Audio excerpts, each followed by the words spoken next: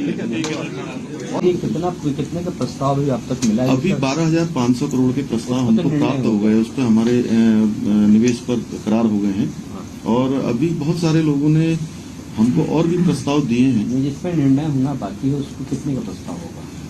नहीं, एक बड़ी संख्या है और इसमें अलग अलग लोगों ने कहा है, चूंकि सेक्टर के लिए ज्यादातर सेक्टर हमारे यहाँ पर टूरिज्म सेक्टर है, हेल्थ सेक्टर है और एजुकेशन का सेक्टर है और प्राकृतिक खेती के संबंध में है। अनेकों क्षेत्रों में लोगों ने अपनी इच्छा व्यक्त की है और स्वास्थ्य के क्षेत्र में भी एक से अच्छे से प्रस्ताव हमको प्राप्त हुए हैं। जो कैंसर के क्षेत्र में, ब्रेस्ट कैंसर के क्षेत्र में काम करना चाहते हैं, उन सभी को हमने आमंत्रित किया है और कुछ लोग अभी हमको दिल्ली में भी मिलने वाले हैं। अगले 4 तारीख को दिल्ली में भी हमारा यहाँ सभी लोगों से मिलने का कार्यक्रम है। उस कार्यक्रम में भी लोगों से हम लोग वार्ता करेंगे, चर्चा करेंगे और जो करार हैं उन करार भी आगे बढ़ाएंगे। लगभग कितना इन्वेस्टमेंट आने की उम्मीद है? 12,000 करोड़ तक की अभी प्रपोजल आ चुका है। नहीं, 12,000 निवेश प्रस्तावों पर करार हो गया, 12,500 करोड़। जी, तो कितना लगभग सरकार की क्या उम्मीद है सर? क्या नहीं, अब ये तो अभी शुरू किया है हमने और हमें लगता है कि ये हमारा 2 लाख करोड़ से भी ज्यादा का निवेश प्रस्ताव हमको प्राप्त हो जाएंगे, क्योंकि पहले भी हमको लगभग 1,26,000 करोड़। नहीं, अभी इस बार जो हम लोगों ने शुरू किया है अभी तक 20,000 करोड़ हो गया है, इसको 12,500 मिलाकर, क्योंकि लगभग 7,500 करोड़ यहाँ पर भी हमारा कर्टन रेजर के दिन भी हुआ था।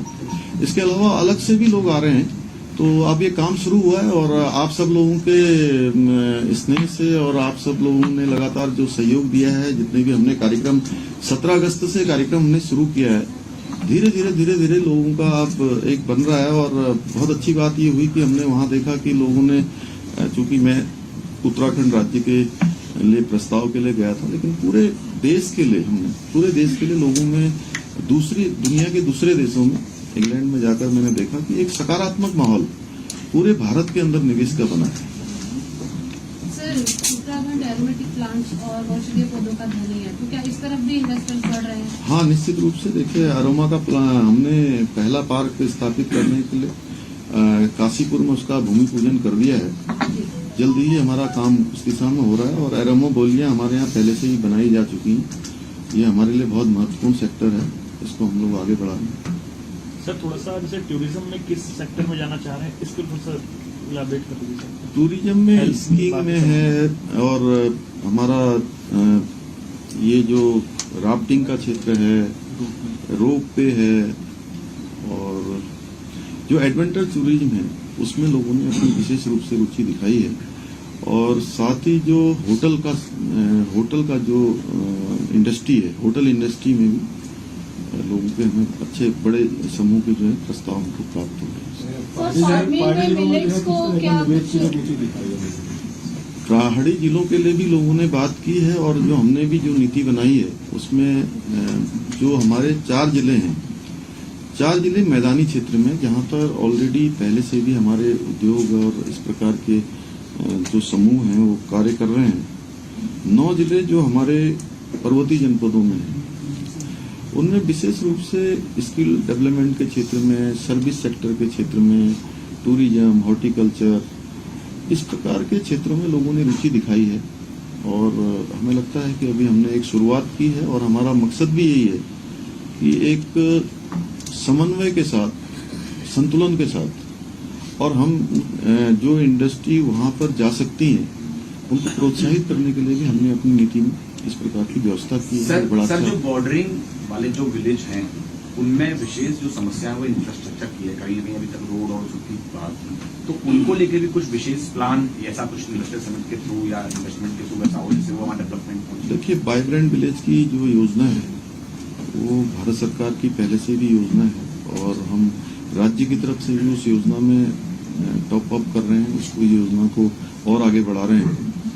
क्योंकि अभी पहले चरण में भारत सरकार ने हमारे 4 गांव जो बहुत सीमांत के एक मॉडल गांव के रूप में लिए थे, नीति, माणा, मलारी और गुंजी, तो एक बिल्कुल सीमांत के गांव हैं, तिब्बत बॉर्डर से लगे हुए हैं। इसी प्रकार से राज्य की तरफ से भी हम प्रयास कर रहे हैं कि राज्य के जो हमारी योजना है, सीमांत गांव हमारे जो है विकसित हों, वहां पर जो आधारभूत ढांचा है वो बढ़े, और विशेष रूप से हेल्थ सेक्टर और एजुकेशन, दो सेक्टर बहुत प्राथमिक हैं। और हम कोशिश करेंगे जितने भी निवेशक जो समूह आ रहे हैं उनको भी कहीं न कहीं इस ओर, और बहुत सारे लोग उत्तराखंड में सेवा के लिए भी लोग काम करना चाहते हैं। सर, किस सेक्टर में ज्यादा निवेश हो रहा है या निवेश होने की संभावना है ज्यादा से? अभी देखिए, उद्योग सेक्टर में तो है ही है, लेकिन जो इंग्लैंड दौरे पर मैं गया था तो वहां पर मुख्य रूप से पर्यटन के क्षेत्र में लोगों ने विशेष रूप से रुचि दिखाई है।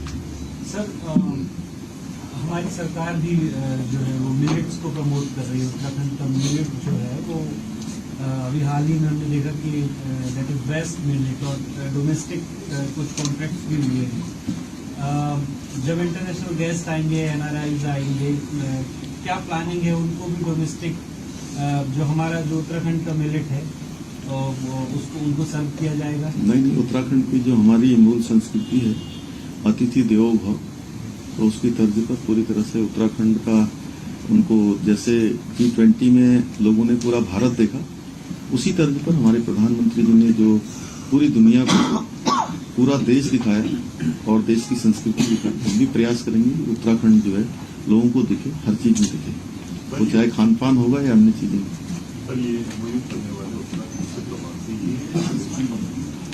नहीं, इसमें सभी प्रकार के लोग हैं, और विशेष रूप से बहुत सारे लोग जो भारत के ही अप्रवासी भारतीय हैं वह बड़ी संख्या में हैं, और उनके पहले से भी बहुत सारे लोगों के यहाँ पर अनेकों निवेश हो रखे हैं पहले से, ऐसे लोग भी हैं।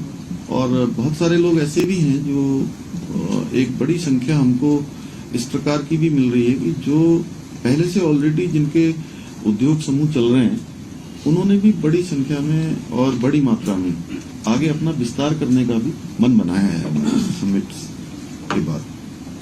सर, अगर हेल्थ की बात करें तो जो API होता है, एक्टिव फार्मास्यूटिकल्स, तो पॉल्यूशन बहुत होता है, तो उसको लेके, क्लाइमेट को लेके फिर आगे भी चैलेंजेस आएंगे सर, आप जान रहे कितना फ्रेजाइल आपका है।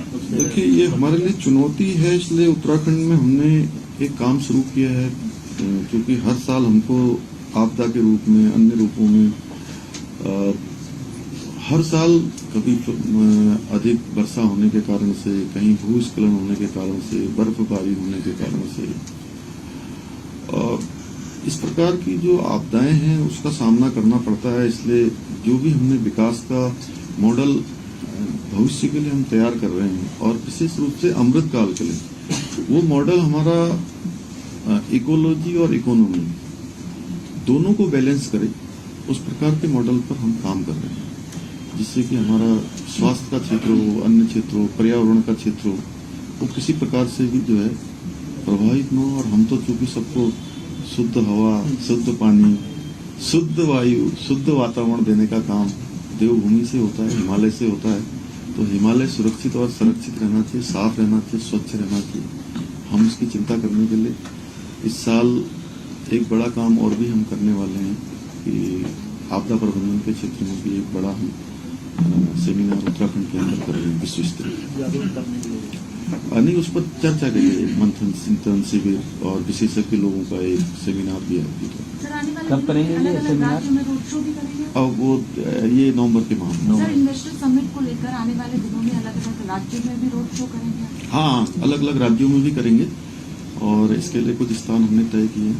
हमारे अलग अलग हैं, जैसे दिल्ली में हो ही रहा है, और मुंबई में होगा, अहमदाबाद में होगा, बेंगलोर में भी हमारी अभी टीम गई है, और भी जहां भी संभावनाएं होंगी, चूंकि देश के अंदर सभी स्थानों पर जाएंगे।